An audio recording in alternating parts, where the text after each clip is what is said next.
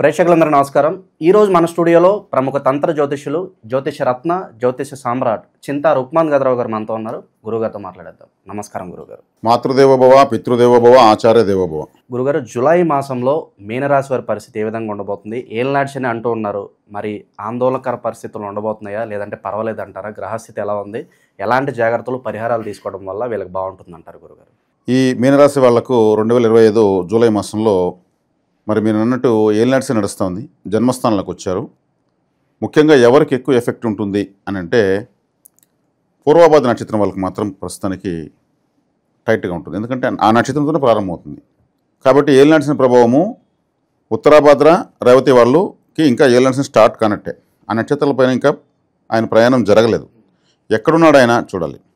కాబట్టి పూర్వభాద్రలో ఉన్నాడు. కాబట్టి పూర్వభాద్రలో ఉన్న వాళ్ళు దేహ అనారోగ్యము, జన్మంలోకి శని వచ్చాడు కాబట్టి జన్మనిచ్చిన తల్లికి, తల్లి సామాన్లకు దేహ కష్టము, నష్టము లాంటివి ఉంటాయి. ఇంకోటి ఏంటంటే ఈ ఏలినాటి శని వల్ల ఆందోళన పడాలంటే ఆందోళన పడేదానికి ఏమి డబ్బులు ఖర్చు కాదు. ఎవరికైనా ఇష్టం ఉంటే ఆందోళన పడవచ్చు. గ్రహాలు తమ తమ బాధ్యతలు నిర్వర్తించడానికి వస్తాయి తప్పితే ఎవరినో ఇబ్బంది పెట్టాలని ఇవంతా ఏం చేయవు. ఇకపోతే మనం ముందుగా చెప్పుకోవాల్సింది ఈ మీనరాశి వారి గురించి. కొంచెం మాస ఫలితాలు ఒక మాసమే. ఆ మాసం గురించి మనం పెద్దగా ఊహను ఊహించుకోవాల్సిన అవసరం లేదు. కాబట్టి వీళ్ళకు సహజ సిద్ధమైన లక్షణాలు కొన్ని ఉంటాయి. ఇవి జీవిత ఫలం అవుతుంది. మనం మాస ఫలంతో పాటు జీవిత ఫలాలు చెప్తూ వస్తున్నాం. ఎందుకంటే మాసం తాత్కాలికం, జీవితం జీవితాంతం. కాబట్టి మీనరాశి వాళ్ళు ముఖ్యంగా పూర్వభాద్ర నక్షత్రం వాళ్ళు ఏలినాటి శని ఉన్నాయి, అర్ధాష్టమ శని ఉన్నాయి, అష్టమ శని ఉన్నాయి. గురుబలం లేకపోయినా ఏదేమన్నా ఉన్నాయి. తమ రెండవ నక్షత్రాన్ని బలపరచుకోవాలి. ప్రతి ఒక్క నక్షత్రం వాళ్ళు ఏలినాటి శని ఉన్న వాళ్ళు కానీ లేని వాళ్ళు కానీ తమ రెండవ నక్షత్రమే వీళ్ళకి సంపత్తారు అవుతుంది. కాబట్టి పూర్వభాద్ర వాళ్ళకు శని భగవానుల వారు ఆ నక్షత్రం ప్రయాణిస్తున్నారు. కాబట్టి ఉత్తరాభాద్ర నక్షత్రం బలపరచడం వల్ల వీళ్ళకు ఎనర్జీ దొరుకుతుంది. నెక్స్ట్ నక్షత్రం ఏది? ఆ నక్షత్రం నుంచి మనం ఎనర్జీని ఎలా తీసుకోవాలంటే ఉత్తరాభాద్ర నక్షత్రం అంటే కామధేను. కామధేను అంటే గోవు. గోసేవ ఎక్కువగా చేయొచ్చు వీళ్ళు. గోవులో 3 దేవతలు ఉంటారు. మనము ఆ గోవుకి మనకు బజార్లో కావు కనిపిస్తే కూడా ఒక అరటిపండు, ఒక కూర కట్టి ఇవ్వచ్చు. చక్కగా మనకు ఆ సంపత్తారు. అది సంపత్తారు అంటే డబ్బులు ఇస్తుందని అర్థం. అంటే ఇప్పుడు ఏలినాడ్స్లో ఉన్నప్పుడు మనకు కోట్లు వస్తాయి, లక్షలు వస్తాయి అనేది కాకుండా మన కనీస అవసరాలకు కావాల్సినటువంటి అరమరికలు ఏర్పడతాయి. మనం గట్టిగా అరుస్తున్న వాళ్ళు చెప్తే వింటారు. మనకి ఇవ్వాల్సిన వాళ్ళు ఫోన్ ఎత్తకుండా సతాయిస్తుంటే ఫోన్ ఎత్తి ఒక టైం అన్న చెప్తారు. అంటే ఇది డబ్బులు సంబంధించింది కదా, మనకు రావాల్సింది మనం ఇవ్వాల్సింది. ఇది విశేషంగా చేయడం వల్ల ధన రాబడి కూడా పెరుగుతుంది. ఏలినాటి శని మొత్తం డబ్బు రాదనేం లేదు. వస్తుంది, వచ్చింది చాలకపోవచ్చు, మిగలకపోవచ్చు, ఒక్కోసారి రాకపోవచ్చు. ఈ కామధేను యొక్క అంటే గోసేవ ఎక్కువగా చేయడం వల్ల ఎంతైనా మనం ఫలితాన్ని పొందొచ్చు. అదేవిధంగా ఉత్తరాభాద్ర నక్షత్రం వాళ్ళు తమ రెండవ నక్షత్రం ఏది? రేవతి. రేవతి నక్షత్రం అంటే ఏమి? సముద్రము, సముద్రంలో వెళ్ళే పడవ. కాబట్టి సముద్ర తీరానికి మీరు వెళ్ళి చక్కగా రేవతి నక్షత్రం రోజు ఉత్తరాభాద్ర నక్షత్రం వాళ్ళు 1 గంట గడిపి రావచ్చు. లేదా సముద్రం ఉన్న ఫోటో, సముద్రంలో పడవ వెళ్తున్న ఫోటో హాల్లో పెట్టుకోవచ్చు. లేదా షిప్ బొమ్మ తెచ్చి ఇంట్లో పెట్టుకోవచ్చు. లేదు సముద్ర తీరాల్లో ఉన్నటువంటి పుణ్యక్షేత్రాలకు వెళ్ళి రావచ్చు. కన్యాకుమారి, తిరుచెందూరు, రామేశ్వరం ఇటువంటి పుణ్యక్షేత్రాలు, గురువాయూరు ఇటువంటి ప్రసిద్ధ పుణ్యక్షేత్రాలకు వెళ్ళి రావచ్చు. వీళ్ళకి యాక్టివేషన్ జరుగుతుంది. అక్కడ ఉన్న వాతావరణం చాలా శక్తివంతంగా ఉంటుంది.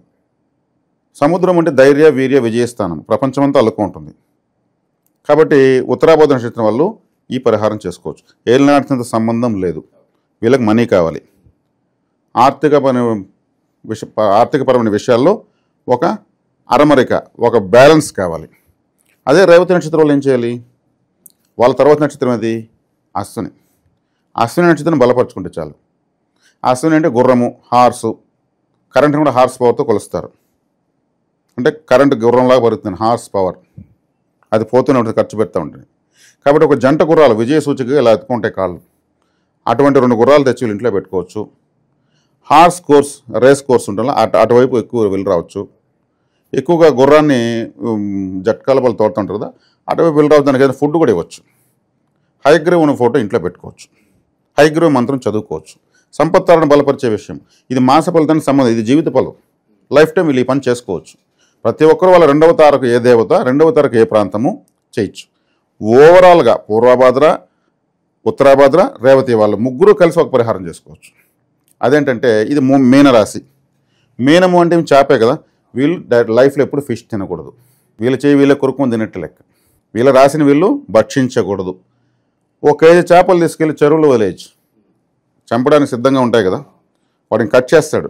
మాకు లైవ్ లైవ్రా బాబు అని చెప్పి ఆ చేపలు తీసుకెళ్ళి ఓ చెరువులోనో ఓ వాగులోనో చక్కగా ఒక నీటి ప్రవాహం వదలచ్చు. అవి చక్కగా అంతవరకు నీటిలో లేకుండా ప్రాణం పోతూ వస్తూ తనకలాడుతుంటాయి. అప్పుడు ఏమవుతుంది, తన రాశికి మళ్ళీ జీవత్వం వీళ్ళే ఇచ్చినట్టు. ఇది ప్రకృతి పరిహారం. జీవకారకత్వాన్ని వీళ్ళు బలపరిచినట్టు అవుతుంది. చేపలు తినకూడదు, తినకపోగా ఏదో ఒక కేజీనో 2 కేజీలో కనీసం ఒక చేపలను పట్టి నీళ్ళలో వదలం.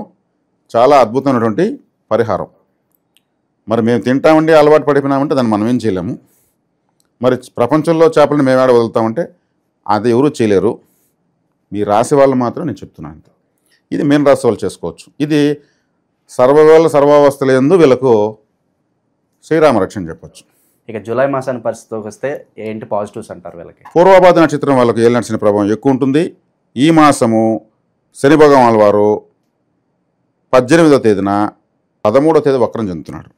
వక్రం చెందినప్పుడు ఏమవుతుంది, పూర్వభాద్ర నక్షత్రం వక్రించినప్పుడు ఏం చేస్తాడు, వెనక్కి ఉన్నటువంటి కుంభరాశి పైన ప్రభావం చూపిస్తాడు. ఆయన రివర్స్ అవుతున్నాడు, అంటే మీన రాశిని చూడకుండా కుంభరాశి చూస్తున్నాడు. అప్పుడు ఈ నెల వీళ్ళకు ఏలినాటి శని ప్రభావం ఒక విధంగా కన్ఫ్యూజన్. అంటే వెనక రాశిలో శని ఉంటే కూడా ఏలినాటి శనే, కానీ ఈయన రివర్స్లో చూస్తున్నాడు. చూస్తున్నప్పుడు ఏమంటే తనే కన్ఫ్యూజన్గా ఉన్నాడు. తను కన్ఫ్యూజన్గా ఉన్నప్పుడు ఏమవుతుంది, కంఫర్ట్గా వర్క్ చేయడు. ఇప్పుడు మీరు కార్ రివర్స్ ఎత్తండి, 80 కిలోమీటర్ల రివర్స్ ఎత్తగలరా? చూసుకుంటూ జాగ్రత్తగా ఆగుతూ మెల్లమెల్లగా వెళ్తారు. లేదా పరిగెత్తారు, వెనక్కి పరిగెత్తలేరు, వేగంగా పరిగెత్తలేరు. కాబట్టి శనిగ్రహం వక్రత్వంలో ఉంది. కాబట్టి ఈ రాశి వాళ్ళు ఈ మాసము ఏలినాటి శని గురించి భయపడాల్సిన అవసరం లేదు. ఏలినాటి శని శని భగవాన్ల వారే ఆయన కొంచెం ఏదో మర్చిపోయాడు, కుంభరాశిలో ఏదో ఫైల్ మర్చిపోయి మళ్ళీ వెనక్కి వెళ్ళాడు ఆయన. కాబట్టి మీన రాశి గురించి ప్రస్తుతం ఆలోచించడం లేదు. సో వ్యాపారస్తులు కావచ్చు, వ్యాపారాలు పెట్టుకోవచ్చు అంటారా? ఇన్వెస్ట్మెంట్స్లో ఏదన్నా సూచన ఉందా వీళ్ళకి? ఏదన్నా ఇన్వెస్ట్మెంట్లో అన్నప్పుడు, ఇన్వెస్ట్మెంట్ అంటే ఇక్కడ పెట్టుబడులకు సంబంధించి ఆచితూచి అడుగు వేయడం మంచిది. ఎందుకంటే రాశ్యాధిపతి గురువు దిగ్బలంలో లేడు, 4వ ఇంటికి వెళ్ళాడు, బుధుడింటికి వెళ్ళాడు. ఒక నార్మల్గా పెట్టుకోవచ్చు వీళ్ళు, మరీ ఎక్కువ తక్కువ కాకుండా ఒక నార్మల్గా పెట్టుకోవచ్చు. ఈ షేర్ మార్కెట్టు, ఈ క్రిప్టో కరెన్సీలు, ఇంకేదో కొన్ని ఉంటాయి ఆన్లైన్ సంబంధించినటువంటి కూడా వీళ్ళు తగ్గించుకోవడం మంచిది. ఎందుకంటే వ్యయంలో రాహు ఉన్నాడు, దానికి సంబంధించిన గ్రహం రాహు. తక్కువ పెట్టుబడి పెడితే ఎక్కువ లాభాలు వస్తాయి, ఎక్కువ పెట్టుబడి పెడితే జీరో అయిపోతుంది. ఇక విద్యార్థుల పరిస్థితి గురుగారు విదేశీ ప్రయత్నం చేసుకోవచ్చు అంటారా? విద్యార్థులు చేసుకోవచ్చు విదేశీ ప్రయత్నం. ఎందుకంటే విదేశీ గ్రహం విదేశీ ప్రదేశంలో ఉంది. గురువు విద్యాస్థానంలో ఉన్నాడు, బుధుడు ఇంట్లో ఉన్నాడు. గురువు కూడా ఈ మాసం అస్తంగత్వం చెంది ఉన్నాడు. ఈ మాసం అస్తంగతం కొద్ది రోజులు మాత్రమే ఉంటుంది, కానీ విద్యాస్థానంలో గురువు ఉండడం వల్ల ప్రయత్నాలు చేసుకోవచ్చు. విద్యా సంవత్సరం కూడా ప్రారంభమైంది కాబట్టి చక్కగా విద్యార్థులు బాగుంది. వాళ్ళకి ఏలినాటి శని అంతా వాళ్ళ తల్లిదండ్రులకు ఉంటాయి.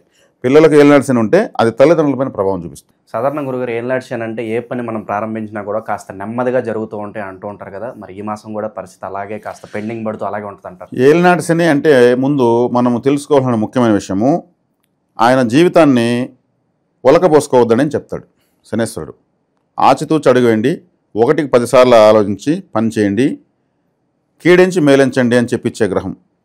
మనం తొందరపడుతూ ఉంటాం, టక్ టక్ టక్ మనం అయిపోవాలనేసి. 2020 మ్యాచ్ కాదు కదా జీవితం అంటే. శని భగవాన్లు వస్తే ఓపికనన్నా ఓపిక. ఆయన నిదానమే ప్రధానమైనటువంటి గ్రహము. అట్ ది సేమ్ టైం జీవిత పర్యంతము జీవితాన్ని ఇచ్చేటువంటి గ్రహం. కాబట్టి ఇక్కడ ప్రతి ఒక్కటి ఆచితూచి పోవడమే ఏలినాటి శనిలో ఉన్నటువంటి. సో ఇలాంటి టైంలో కొత్త వ్యక్తులు ఎవరైనా పరిచయం అయితే వాళ్ళతో ఎలా మెసులుకోవాలంటారు? సర్కిల్ ఎలా మెయింటైన్ చేస్తే బాగుంటుంది అంటారు? వీళ్ళ నెట్వర్క్ కావచ్చు అదంతా కూడా. నెట్వర్క్ సంబంధించిన గ్రహం వ్యయంలో ఉంది. దూర ప్రాంత ప్రయాణాలు, ఉద్యోగ వ్యాపారాలు చేసుకోవచ్చు. వీళ్ళ ప్రాంతానికి 120 కిలోమీటర్లు దాటి వెళ్ళచ్చు, రాజ్యోగం ఉంటుంది. సో స్థానచలనం ఖచ్చితంగా కలిసి వస్తుంది. ఎందుకంటే రాహు 12లో ఉన్నాడు. మీరు నెట్వర్క్ని అడిగారు, కొత్త పరిచయాలు, కొత్త స్నేహితాలు, కొత్త బంధుత్వాలు, కొత్త వృత్తి, ఇవన్నీ కూడా 120 కిలోమీటర్లు. అంటే వ్యయంలో ఉంటే 12 రాశిలో ఉన్నాడు. ఒక రాశికి 10 కిలోమీటర్లు లెక్కేస్తే 120 కిలోమీటర్లు దాటి వెళ్ళడం వల్ల పూర్తిగా అభివృద్ధికరంగానే ఉంటుంది. కాస్త కష్టతరంగానే అవకాశాలు దొరుకుతాయి, ఖచ్చితంగా అవకాశాలు దొరుకుతాయి. ఎందుకంటే ఇప్పుడు మీకు మీ ఊర్లో జ్వరం వస్తే మీరు ఒక 100 కిలోమీటర్లు దాటి మీ బంధువులింటికి వెళ్ళిపోండి, మెడిసిన్ కూడా అవసరం లేదు, జ్వరం బాగా అయిపోతుంది. వాతావరణం ఏ నీటికి, ఏ గాలికి, ఏ వెలుతురికి మీకు జ్వరం వచ్చిందో ఆ నీటిని, ఆ వాతావరణాన్ని మార్చేస్తే చాలు. ఏ వాతావరణంకి వచ్చిందో ట్రబుల్, ఆ వాతావరణం మార్చేస్తే కంఫర్ట్లోకి వస్తాం. సేమ్ ఇక్కడ కూడా అంతే. వృత్తి ఉద్యోగ వ్యాపారాల కోసం సొంత గ్రామంలో ఉన్నారంటే వీళ్ళకు అన్కంఫర్ట్. ఇక శుభకార్యాలు ఏదన్నా జరగడానికి అనుకూలంగానే ఉంటుందంట. శుభకార్యాలు ఖచ్చితంగా జరుగుతాయి. ఎందుకంటే ఏలినాటి శనిలో శుభకార్యాలు డబ్బు లేకపోయినా జరుగుతాయి. ఎందుకంటే అప్పుల పాలైపోతారు కదా, ఆయన అప్పు చేసి ఇచ్చేస్తాడు. శుభకార్యం అంటే మాత్రం డబ్బు వచ్చేస్తుంది. అప్పు చేస్తారు, మళ్ళీ అది తీర్చే స్తోమత ఉంటుందంటారా మరి? దానికి కూడా దారి చూపిస్తాడు ఆయన.